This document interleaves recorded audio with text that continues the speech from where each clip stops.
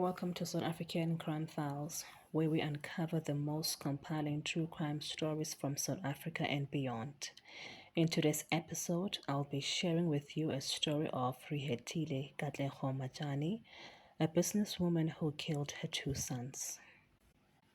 Rehithile Matjane seemed to have it all: a stable upbringing, a promising education, and a future full of potential. Born in 1982 to John and Pauline, she grew up in what many called an ideal family setting, with three siblings and a stepbrother. But as early as primary school, a dark cloud loomed over her life: chronic migraines that tormented her well into adulthood. Despite managing them with pain medication, the side effects often left her drained for days. After matriculating in 2000, Rehithile pursued a diploma in engineering computer systems. Life appeared promising, but behind closed doors, her personal life was far more complicated than anyone could have guessed. In 2003, Rehithile met Maxwell Matjane, a charismatic and accomplished psychiatrist. But there was a catch: Maxwell was already married. Their relationship was described as unstable and on again, off again, but they seemed inseparable despite the complications. By 2011, the couple's future took a dramatic turn. Maxwell filed for divorce, and Rehithile obtained an interim protection order against him, alleging a history of abuse. Yet, strangely, she never pursued making the order permanent. When questioned later, she admitted fabricating the claims, saying she wanted to show Maxwell that he should not try her. Some speculate that Rehithile's pregnancy might have been the final push that led Maxwell to finalize his divorce. Shortly after their wedding, she gave birth to their first son, Kandre. The couple presented themselves as a model family: successful careers, financial stability, and a growing household that included Maxwell's children from his previous marriage.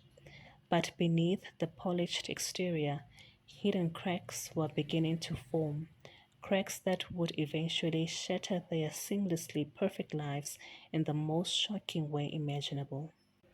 Maxwell, a highly successful specialist psychiatrist, built thriving practices in Bloemfontein, Phalaborwa, and Mahikeng. His wife, Rehithile, also owned businesses, making the couple financially secure. Their success allowed them to design and build their dream home, with Rehithile's managing Maxwell's practices while earning a degree in information system in 2013. The same year, she gave birth to their second son, Alvaro. Two of Maxwell's children from a previous marriage also lived with them, creating a seamlessly happy and content family. Despite a few stresses related to building their new house, Maxwell considered his wife mentally stable. She maintained her physical health by exercising regularly with a professional trainer. However, in April 2015, their seamlessly perfect life took a tragic turn. On Wednesday, April 15, 2015, Rehithile followed her usual routine, dropping the children at school before returning home for breakfast with her husband. During her personal training session, she experienced menstrual cramps and chest tightness, prompting her to use her young son's asthma inhaler, though it was not prescribed for her. She later took Mepradol Forte for pain relief. By Tuesday, her physical discomfort persisted, including severe headaches and chest tightness. She used the asthma pump again, took Mepradol Forte, and added migraine medication. Despite these efforts, her mental state deteriorated and she reported feeling overwhelmingly sad and suicidal. Friday, April 17, 2015.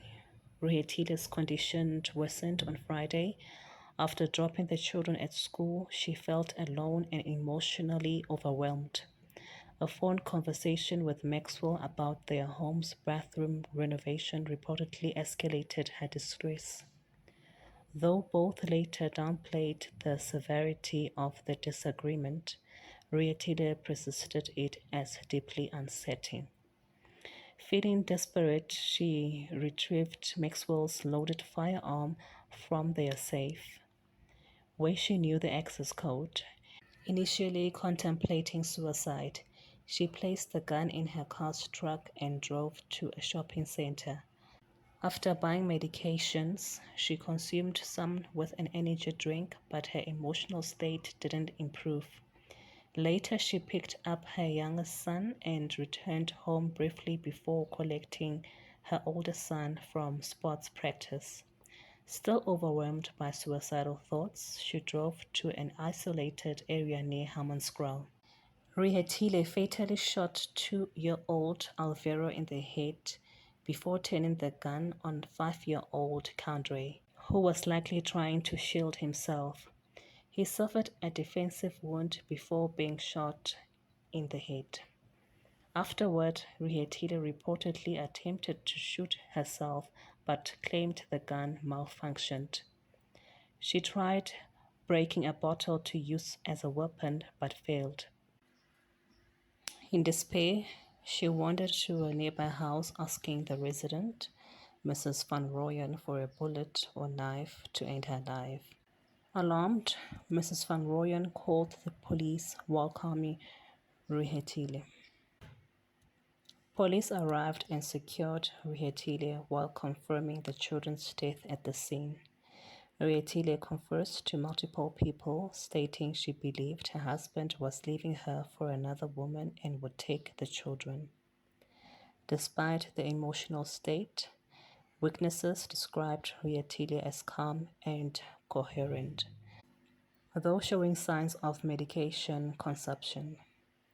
The tragic incident left a lasting impact on all involved, sparking deep psychological and legal analysis during the subsequent investigations and trial proceedings.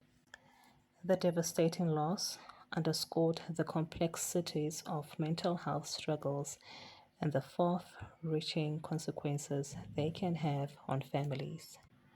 Maxwell was working at the construction site of his family's new home when his phone buzzed with a call from an unfamiliar number.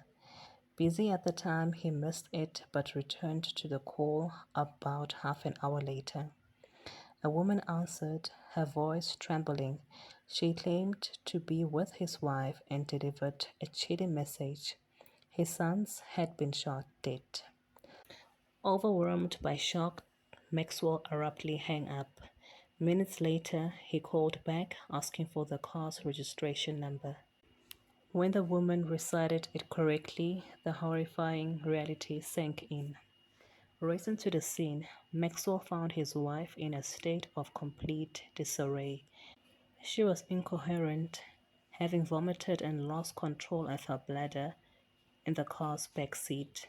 Unable to extract any sense from her, he didn't attempt further conversation until several days later when he was permitted to visit her in prison. He refrained from asking about the tragic events until much later. Investigators discovered the firearm used in the crime inside the vehicle, along with her cell phone, laptop, and a half-empty water bottle. Despite her claim of consuming all her medication, no empty pill packs were found in the car. The initial handling of the scene came under scrutiny. Prosecutors later suggested that officers might have assumed the case was straightforward since the suspect had confessed. As a result, essential forensic work was neglected. Although photographs were taken, their poor quality complicated the forensic investigation. Shockingly, the car considered in the crime scene was released to Maxwell the following day. By the time authorities requested its return, the seat had already been replaced, further compromising forensic evidence. Following the double homicide, Rehithile was charged with 2 counts of murder, illegal possession of a firearm, and unlawful possession of ammunition. Since she was not licensed to use her husband's firearm, her legal troubles mounted. She was granted bail pending psychiatric evaluation due to the crime's severity. During the investigation, Rehithile claimed to have no memory of the incident, except brief flashes, strapping her boys into the car seats, then waking up next to them after her failed suicide attempt. She denied ever telling anyone she killed her children because her marriage was abusive or unhappy, asserting such claims were unfounded. As her trial loomed, Rehithile's defense centered on sane automatism. She pleaded not guilty, asserting that she lacked the mental capacity to appreciate her actions. Wrongfulness due to a rare, short-term psychotic depressive episode triggered by medication side effects. Her legal team argued that a unique reaction to her medication, combined with suicidal ideation, impaired her judgment and memory. Forensic psychiatrists and toxicologists played pivotal roles in the courtroom battle. The prosecution's toxicologist, Dr. Miller, dismissed claims that medication could induce such violent behavior, citing 40 years of experience without encountering a similar case. He compared the likelihood of the defense's theory to a meteor striking the courtroom. A continuous aspect of the defense's case was an incorrect claim linking an asthma inhaler ingredient to psychotic behavior, based on a misunderstood academic study. Dr. Miller clarified that the seeded substance was entirely different from the inhaler's components, discrediting the theory. Additionally, the defense pointed to a controversial ingredient in a migraine medication Rehithile reportedly used. While this substance was known to cause psychiatric effects in some users with pre-existing conditions, Dr. Miller emphasized that no direct link to homicide had ever been established. Ultimately, the court faced a harrowing question: was Rehithile a calculating murderer or a victim of a rare mental break induced by medication? Expert testimonies clashed, and the judge's decision would hinge on whether the defense's argument of non-pathological incapacity held up against the prosecution's unyielding stance on premeditated murder. It was a case that shook the foundations of forensic psychiatry and left seasoned professionals divided. Rehithile, a woman with no prior history of mental illness, stood accused of a heinous crime: the murder of her 2 young children. What followed was a courtroom battle of psychiatric theories, each side painting a dramatically different picture of her mental state. From the start, Rehithile's defense hinged on a claim of automatism, a rare psychiatric phenomenon where an individual acts without conscious awareness.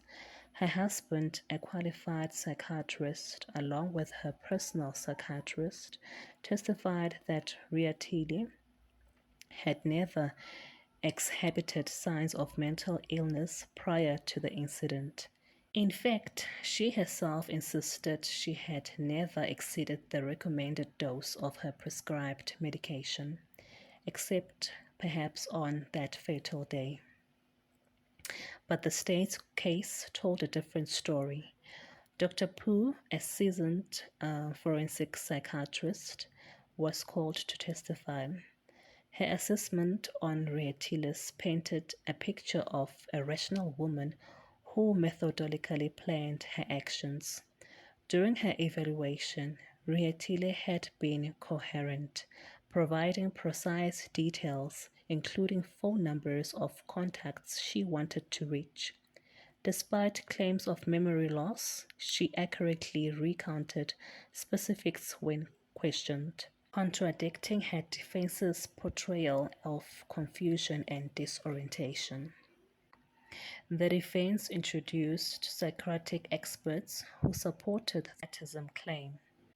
Referencing the work of British neuropsychiatrist Peter Fenwick, however, the state countered with assessment grounded in criteria established by South African forensic psychiatry expert Professor Sean Koliski.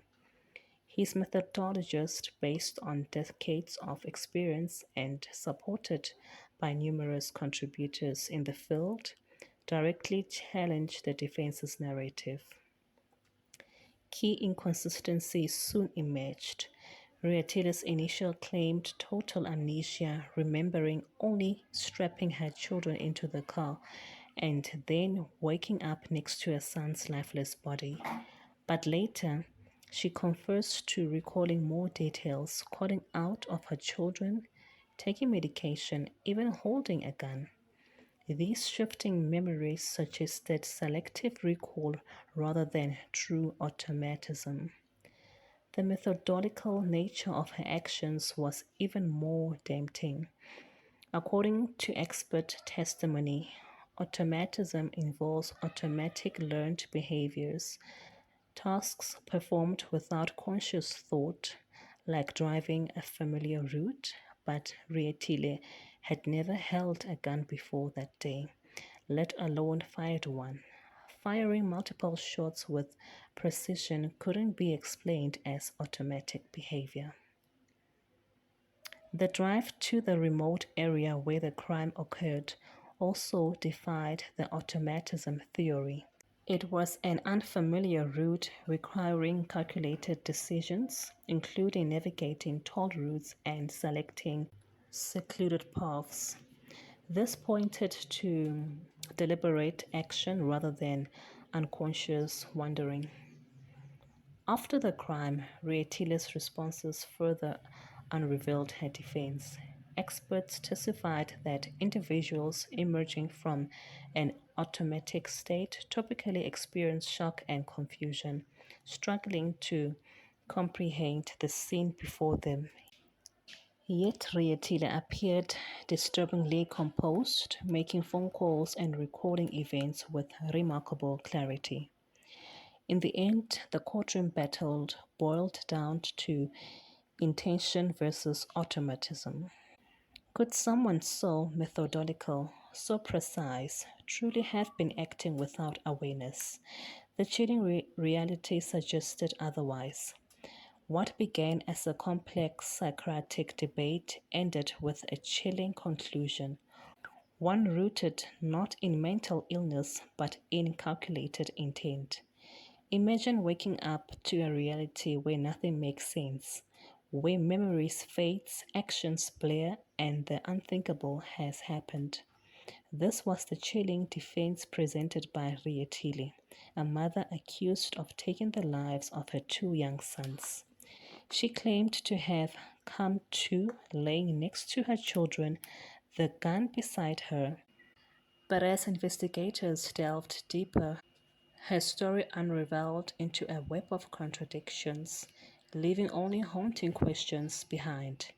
If Rehithile truly had no memory of the event, why didn't she assume they'd been attacked by someone else? Why wasn't her first instinct to call for help? Instead, she seemed to immediately gasp what she had done and set out on what appeared to be a journey toward ending her own life. The defense leaned heavily on a theory of automatism caused by mitigation. Psychiatrist Dr. Sevov called the defense suggested that Rehithile's medication-induced state could have caused her actions. He theorized she experienced a blend of deep depression and automatism, creating what's known as altruistic filicide, killing her children under the twisted belief that she was sparing them from a worse fate. However, the prosecution's toxicology expert dismantled this theory. There was no clinical history of depression or suicidal ideation in Rehithile's past. The sudden onset of profound depression just before the murders, conveniently vanishing afterwards, seemed impulsive. Rehithile's defense further crumbled when evidence emerged that she had previously threatened her husband, Maxwell, during their tumultuous relationship. Despite this, Dr. Servoff dismissed any notation of revenge as a motive, asserting that if Rehithile acted out of spite, she wouldn't have attempted suicide afterwards. Yet inconsistencies persisted. Rehithile claimed she tried to shoot herself, but the gun only clicked. Strangely, the police found the gun fully discharged, all 5 bullets spent. Maxwell had always stored it fully loaded. So where did the last 2 bullets go? The judge found Rehithile neither honest or reliable, noting that her medication defense only surfaced after one of her psychiatrists suggested it. He concluded she acted with full understanding of her actions, driven by anger or desperation over her husband's alleged intention to leave her. During sentencing, the court heard from victims' families, school teachers, and even police officers scarred by the horrific crime scene. Rehithile was handed 2 life sentences. Her request for bail, citing the need to care for her infant child, was denied. Her husband was deemed fully capable of providing care. Even after her conviction, Rehithile appeared to act as if everything was normal. In prison, she pursued a PhD and was listed as the CEO of a medical legal clinic, although her imprisonment was clearly missing from her professional biography. The legacy of her crime extends far beyond her family. Teachers and young classmates of her children were left grappling with the unimaginable. How do you explain to a child that someone's mother, the source of love and protection, took their life? If Condre and Alvaro weren't safe, what does safety even mean? Although justice was served, the psychological scars remain, a grim reminder that some answers may never come, leaving behind only shattered lives and haunting memories. Thank you for joining me on this journey as we explore stories that shape our lives. If you enjoyed today's content, don't forget to like, share, and subscribe. Your support keeps these stories alive and helps us grow this community of thoughtful, engaged viewers. Have a story you would like me to cover or a perspective you want to share? Drop a comment below. I would like to hear from you. Until next time, stay cautious, stay informed, and remember, every story has a voice. Let's make sure it's heard.